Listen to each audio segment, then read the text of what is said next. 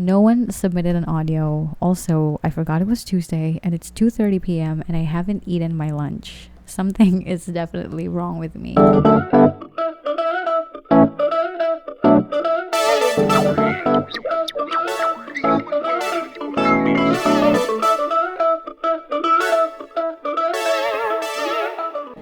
Hi, and welcome to Under the Sink Show. It is solo episode Tuesday, which means it's just me and you.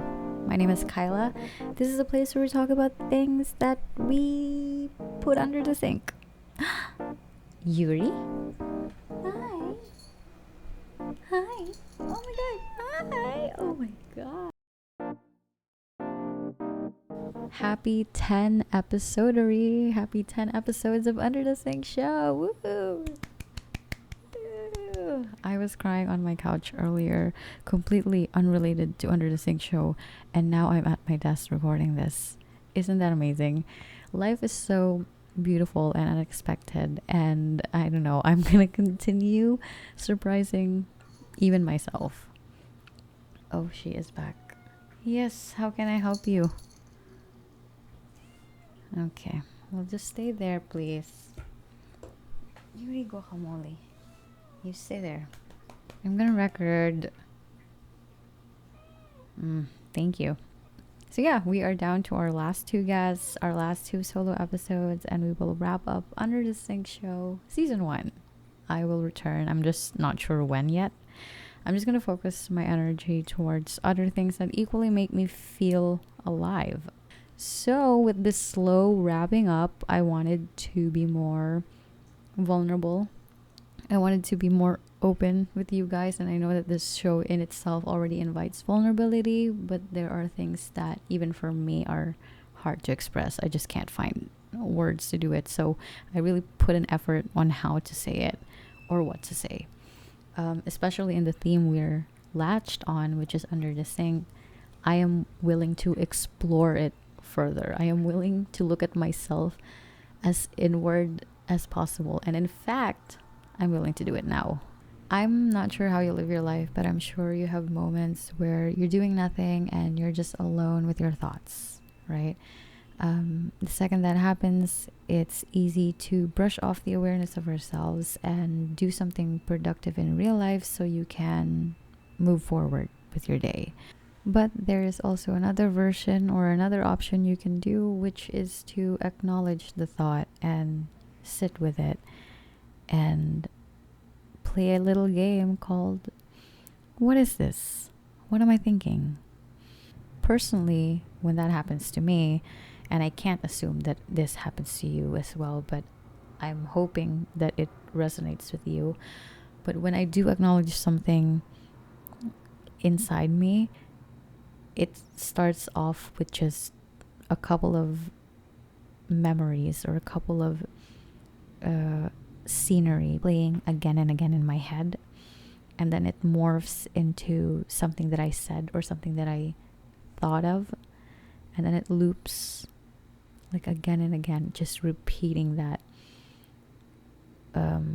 thought, and then it freezes almost because of shock, and it becomes a defensive form, and I almost want to end the thought there and move on with my day by telling myself, oh, it's probably nothing, I'm probably just overthinking, I'm probably just being over dramatic. But no, sometimes I do have moments where I push further, and eventually insecurity reveals itself, and insecurity leads me to fears, and knowing the fear leads me to understanding the fear, and then questioning why so many times, so many versions of why.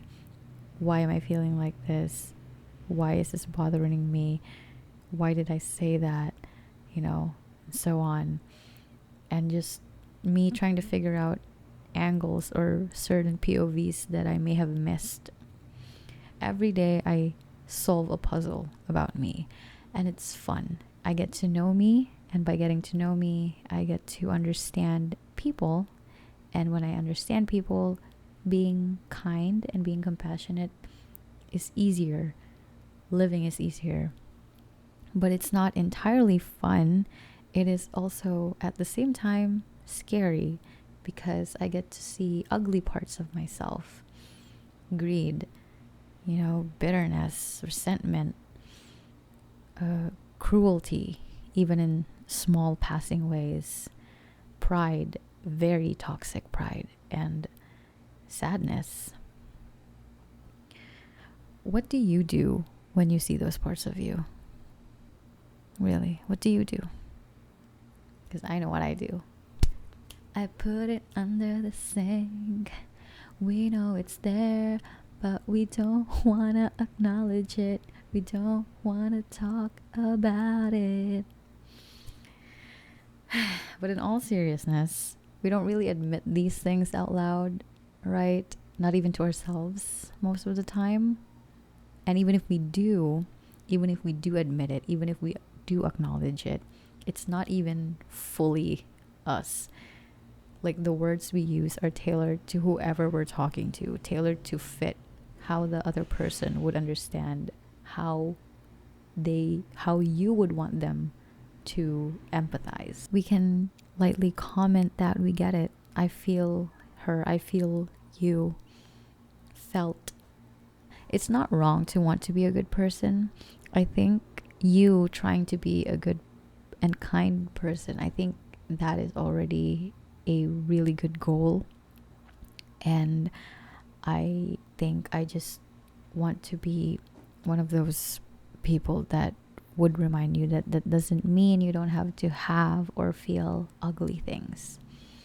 In fact, I think being a good person can be painful sometimes because you're carrying so much raw, complicated humanness, and the ability to hold that with care without shutting down or turning it into something cruel feels almost godlike. And isn't that cool? Like, you being so human is equivalent to you being godlike.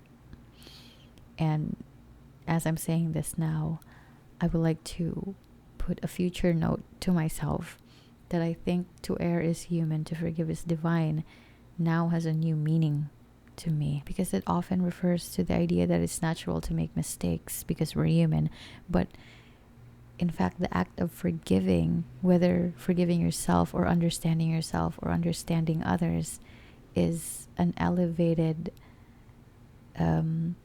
state of being, which is being divine. You are divine. We are divine. Unless you're evil, then you're not divine. You're evilly divine. I know that it sounds like I might have a manual to guide you on how to assess this phenomenon, but I don't. I really don't. But I will say this. I joke a lot about about your real sink, to clean it or to declutter it. Every time you delay cleaning your sink, you are not making the mess disappear. You are letting it sit there, and eventually you will have to clean it. And to be clear, cleaning doesn't mean throwing everything away. Like, I don't want to force yourself to be perfect, to polish it into perfection. I don't mean for you to Zonrox the hell out of your sink. I'm just saying, maybe today you take one out, look at it, ask yourself, why am I keeping this? Why am I hiding it? Does this define me? Spoiler alert, it doesn't. Allow yourself to cradle your thoughts with love and patience. You're not broken for being messy. You're not wrong for needing time to clean your sink. You're just a person. And I think we forget that. You are doing better than you think. I know, because you're here, listening to me say all these things. And for that, I am bestowing upon you the beautiful curse of having no choice but to become a better person. So, good luck with that. Curse is a very heavy word. I take it back. Maybe hex. Maybe hex is a better word. Which is another word. Curse. Synonym. The evil eye. Malediction, hoodoo, uh, execrate. What is this? Jinx, swear like a trooper. Okay, that is not the word that I'm looking for. Anyway, before I end this episode, I would like to thank Under the Sink Show for the following. Number one, reviving my creative writing. Thank you, Under the Sink Show. Two, getting to know my friends better. Amazing. I know these people for years, and sometimes they say things that make me go, I never knew you that way. And then connecting to other people via common fears, flaws, and weaknesses. Together, you and me, we are stronger.